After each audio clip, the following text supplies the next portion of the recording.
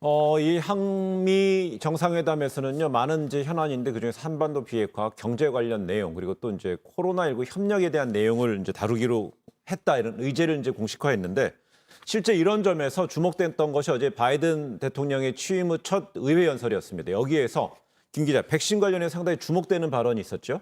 네, 바이든 대통령은 현지 시간 어제 취임 100일을 앞두고 상하원 합동 연설에 나섰습니다. 100일 동안 코로나19 백신을 2억 2천만 회 맞췄다면서 백신의 성과를 강조했고요. 또 다른 나라에도 백신을 풀겠다는 발언을 해서 관심이 쏠리고 있습니다. There's no wall high enough to keep any virus out.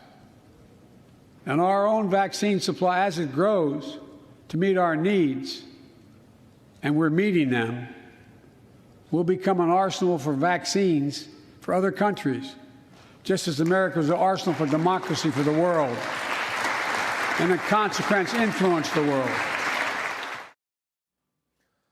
네, 바이든 대통령은 이날 연설에서 중국 견제에 대해서도 이제 강력한 입장을 내놨는데요. 특히 이제 시진핑 중국 국가주석을 거론하면서 이 갈등을 막기 위해서 인도 태평양에서 강력한 군사력을 유지할 것이다, 이렇게 말할 때는 공화당 의원들까지 일어나 좀 박수를 치는 상황이 연출됐는데, 김 평론가님 어떻습니까?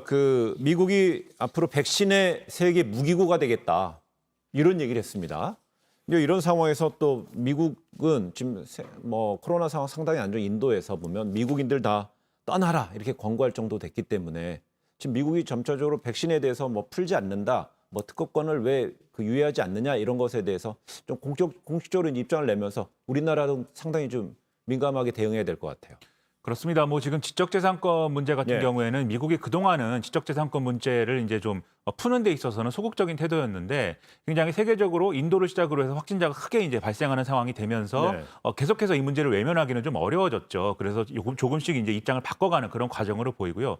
특히 인도의 경우에는 지금 상당히 말씀하신 대로 문제가 심각하기 때문에 지금 미국 정부가 이제 승인하지 않고 있는 아스트라제네카 백신이라든가 이런 것들을 이제 지원하는 방향으로 지금 계속해서 얘기를 하고 있고, 백신 이외에도 이 필요한 물품들 있지 않습니까? 마스크라든지 이런 것들도 전향적으로 지원을 하겠다라고 얘기를 하고 있습니다. 그런 상황에서 이제 이 인도에 있는 이제 국무부 직원들이나 외교관들이나 가족들까지 다 이제 대피령을 내린 상황인데, 아무래도 인도에 대해서 이렇게 좀 적극적으로 할 수 있는 그런 배경에는 물론 인도의 상황을 그대로 내버려뒀을 경우에 변이 바이러스가 좀 창궐 해서 미국의 어떤 방역에 영향을 미칠 수 있다는 판단도 있겠지만, 무엇보다도 인도가 앞서 계속 말씀하신 이제 인도 태평양 전략에서의 이제 쿼드의 한 축이기도 하기 때문에 그러한 점에서 이제 또 협력을 강화하는 그런 과정도 있는 거거든요. 바로 이런 상황들을 종합적으로 우리가 좀 판단을 해서 문재인 대통령의 한미 정상회담 과정에도 이게 반영이 돼서 성과가 좀 있어야 될 것 같습니다. 알겠습니다.